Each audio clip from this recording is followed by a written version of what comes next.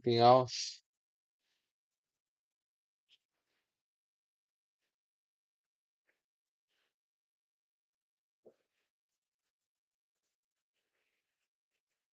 You know when you're gonna talk about one thing and then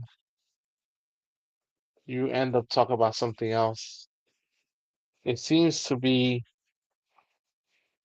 that um, Grand Platinum will be replaced by Troy Jackson. He has secured enough delegates to be the nominee for Senate in Maine. If people don't know who he is, his name is Troy Jackson. He'll be replacing Platinum. Platinum was a mess. I made a video about it. So, you know, when you're going to talk about one thing and then your news feed sends you something else, and you're like, man, I need to speak about this. I'm going to give him a chance. A lot of people were upset that he used to be a registered Democrat, registered Republican, flipped over to the Democratic Party, and now is progressive. Um, so I don't know. Give him a chance. Hear what he has to say, what his platform is. Um, he was state senator, so well, let's give him a chance. I'm not in Maine. This is not New York politics, so this might be as far as Maine, as far left as Maine can move. So I would like somebody to be in, in the left, but this might be as far left as Maine is willing to move, right? So what are we gonna do? What are we gonna do? This might be the farthest left that they're willing to move. And so we just gotta accept the reality um, and respect the wishes of voters in Maine. I respect their wishes, their well wishes. If this is what they desire, this is what they wish, then let them get what they want, right? So this is a new stunt that they've been using, right? News,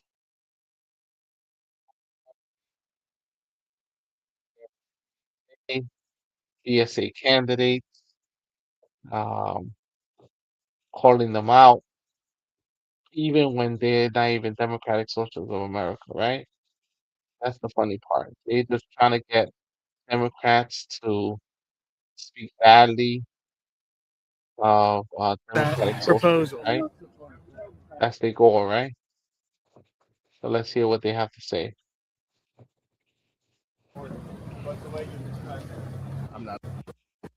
What do you think of the Democratic Socialists of America saying they want to dissolve the presidency and the Supreme Courts?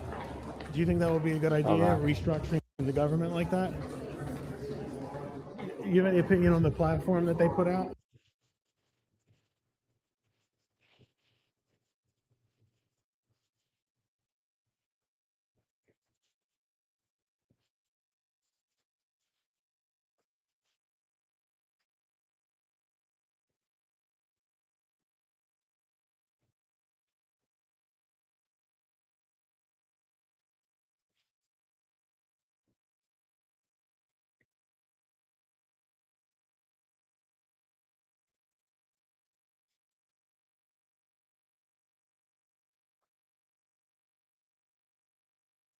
Hold on.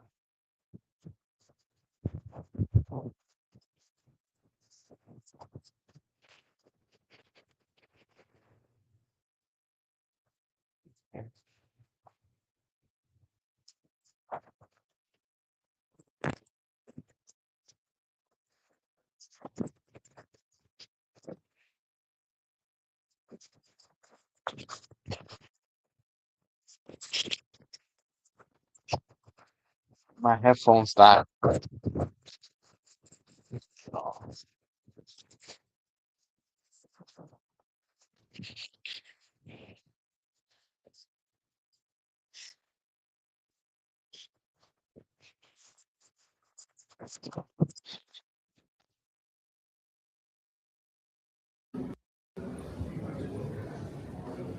Mind if I just ask you real quick about the SA putting out the plan to eliminate the presidency and Supreme Court and restructure the government? What do you think about that proposal? I don't support that. I haven't read the proposal but the way you described it. I'm not a member of the DSA, so I can't comment on any documents that they put out. But I'm happy to answer questions on the House Democratic Office. All right. So, what do you think just about the results in New York and these other states with the Democratic Socialist wing winning these races? Do you think it could complicate the agenda for Democrats? Not at all. I look forward to working with all of our colleagues who run as Democrats and serving in the Democratic caucus.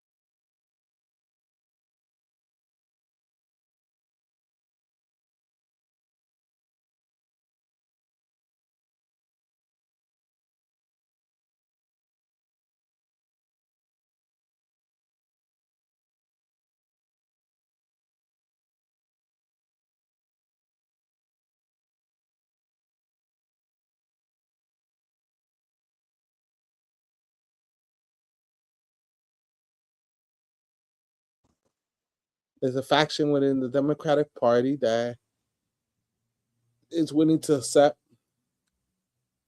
the Democratic Socialists of America as candidates. And we have to just accept it and understand that the majority of younger people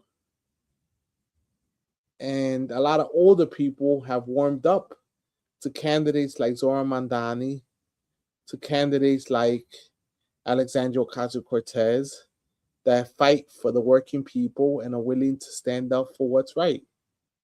So right now, the most popular candidates, the most popular politicians in the United States right now are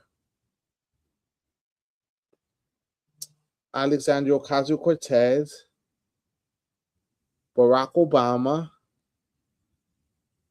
Zohran Mandani, and Bernie Sanders. They have the highest approval rating of any politicians. Even the Democratic Party establishment does not have the popularity of these four politicians. Barack Obama is not a Democratic Socialist of America, but he was willing to make an appearance with Zohran Mandani. He was willing to embrace the change in the party. And in the Abdul El-Sayed race, it's been some controversy because Haley Stevens has been using videos of old videos of Obama saying that Haley Stevens did a good job helping him organize the United Auto Workers. But the United Auto Workers endorse Abdul El-Sayed, Dr. Abdul El-Sayed. So there's always going to be controversy, but the news is pretty much trying to do a conquer and divide strategy to try to get them to speak bad.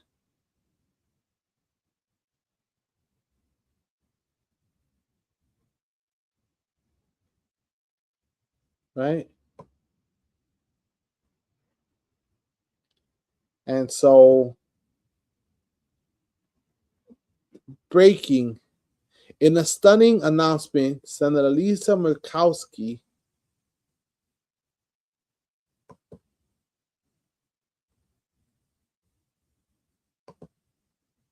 just got Trump angry, right?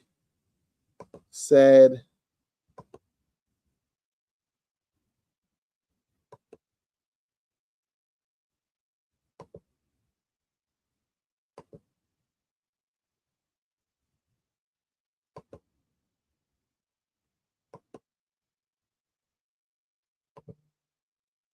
so breaking. In a stunning announcement, Senator Lisa Murkowski just announced she will vote no on Donald Trump's SAVE Act.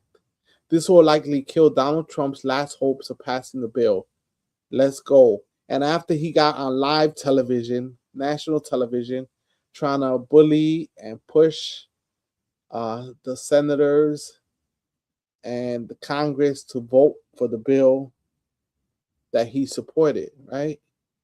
He was trying real hard to bully them into submission. And now people in his own party have decided not to pass the law that he has been championing, which is to federalize uh, state elections and put it under the control of the federal government. He really wants it. I don't know what he's going to do with it. Does he plan on running again? Does he plan on? I don't understand why he's trying to do this so hard. After blaming China with little evidence that China was interfering in our elections. This is the first time this guy said Brandon Gill. Nope.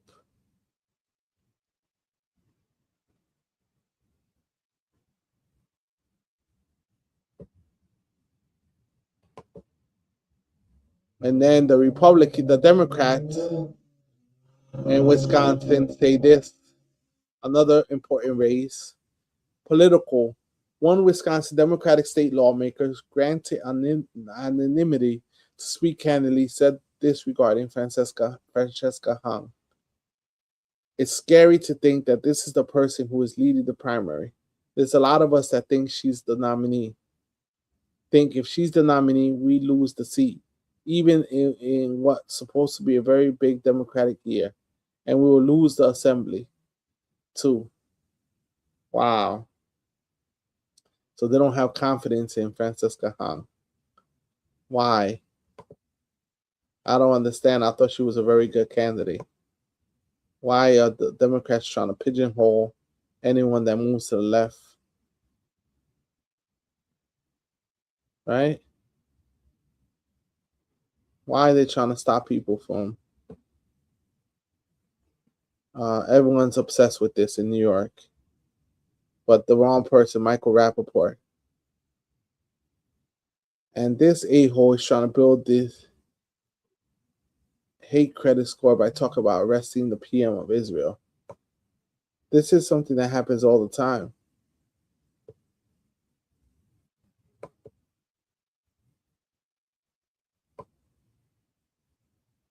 Sanders, in all due respect to Congresswoman Stevens, everyone knows that this is not an election between her and Abdul El-Sayed. This is an election between Abdul and the billionaire class. This is what the election is about. A billionaire class which has already, and there are 2 weeks left to go in the election, already spent $50 million against him. Now I want everybody here throughout the state, people turning on their TVs and seeing all these ads. I want you to ask yourself a simple question. Why are the richest people in the country spending tens and tens of millions of dollars to defeat Abdul El-Sayed? Why does the billionaire class feel that they need to outspend him in this election 12-1, 12 to none, to 1? What are they afraid of? And the answer is obvious. They understand quite correctly that when Abdul is elected to the Senate, he will work with me and other progressives in taking on the greed of the billionaire class. That's what the billionaires are afraid of, and they should be afraid. You think? And then, oh yeah, this is the one I wanted to see. Detroit. And that means something because You we might get a also little know that echo. his integrity didn't just start, did not begin with This was like a presidential speech, like somebody that's running for president would give, right? Abdul himself.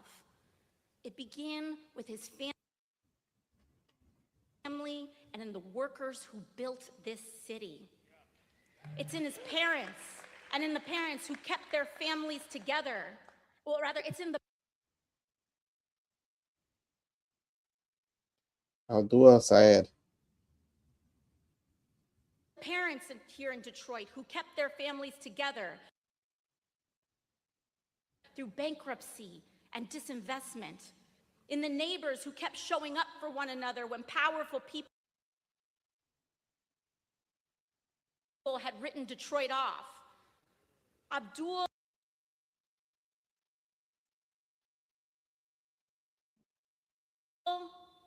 doesn't just bring those values to Detroit,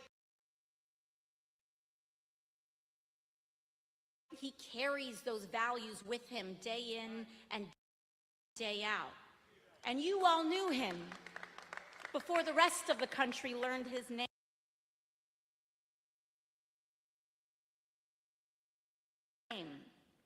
You know that when this city was coming out Mhm. So Abdul and of Syed. bankruptcy, when the consultants and the creditors lined their pockets to pick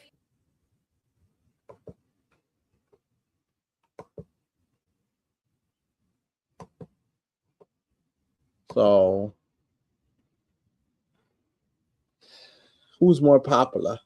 That's my question. Trump popularity is in the gutter. Bernie Sanders' popularity has soared, but then it kind of dipped with Graham Plattner and him endorsing him picking him. But he did say that he expected him to drop out. So people make mistakes.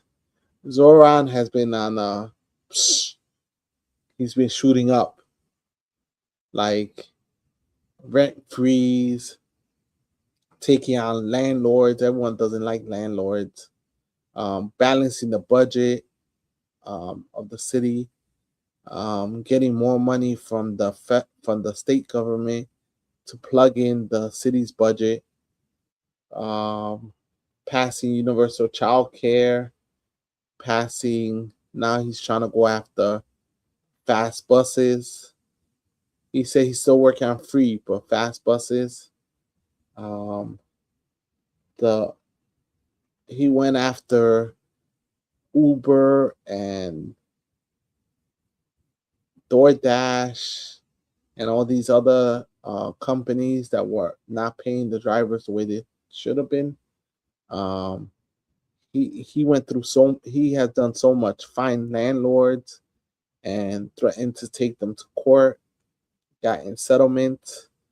Has he been successful in everything? Not everything, not 100%, but I think he's working on it wholeheartedly, as hard as he can, on improving and making sure that we get the right people in the right job, doing the right thing for the right people, right? The working people. Do I 100% agree with his strategy?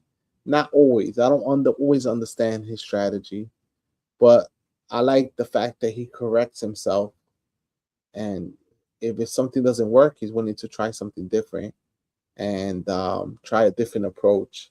And also that he tries to listen to the people, which most people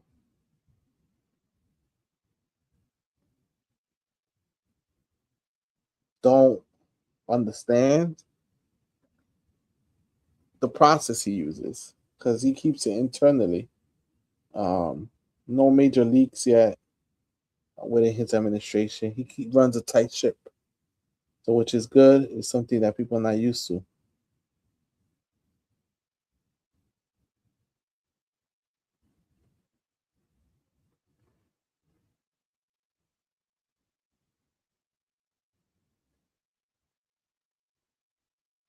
All right, so I appreciate every single one of you for joining me live on Facebook, YouTube, Twitch, X, Instagram, and Substack. I want you to do me a favor, right? Put in the comments below, who do you think is the most popular politician? Donald Trump, Bernie Sanders, Zohran Mandani, AOC. Who is more popular? Whose policies do you agree with the most? Because I'm trying to gauge and determine who would be either running or naming the next nominee for president or in 2028, or who has more sway over elections, who has more sway over the process. And that's the most important thing, right? Who will have the most sway over the whole process, right? Right? Who will have more sway over the whole process? I appreciate you all. This is going to be a short live. Maybe keep it short and sweet for you beautiful people, wherever you are. Thank you so much for joining me. There's so many speeches, so much politics. And I was always told, don't speak about politics. Right? My name is Celso Garcia, political commentator, and bring you the political news across the country on a daily basis. Hit the subscribe button, hit the like button, and tell me the truth. Who do you like and who you pick as your go-to politician? Put it in the comments below and we could debate it in the comments. I'll respond to your comments and we could debate it. Who is your favorite politician? Thank you. Have a good day. I know Trump will be crossed off of my list. Bernie, Zohran, AOC, for me, are very hard choices. Which one is the better politician? It's going to be very hard for me. I'm going to have to think about it. I'm going to have to sleep on it, think about it, and get back to you on that one. We can debate it in the comments. Hit the like, share, subscribe button, and put it in the comments below. Thank you. Have a good day. Good night. It's a competition, right? It's a competition for the popularity contest, like in high school.